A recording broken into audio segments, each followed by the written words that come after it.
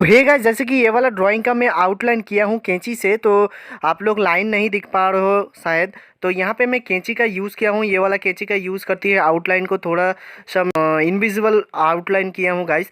तो इसके ऊपर मैं पेन का यूज़ करूँगा। तो चलिए गाइस देखते हैं।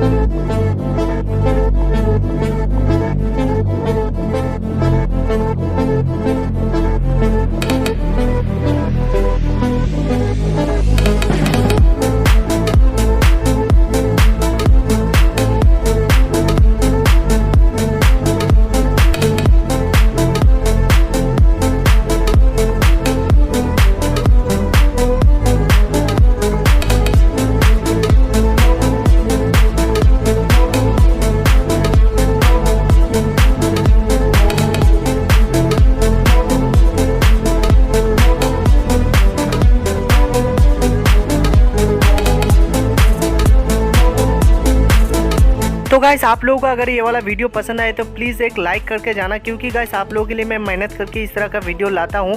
तो आप लोग अगर वीडियो को लाइक नहीं करते हो तो मैं डिमोटिवेट हो जाता हूँ गाइस। तो प्लीज़ ये वाला वीडियो को लाइक एंड अपने फ्रेंड के साथ शेयर कर देना।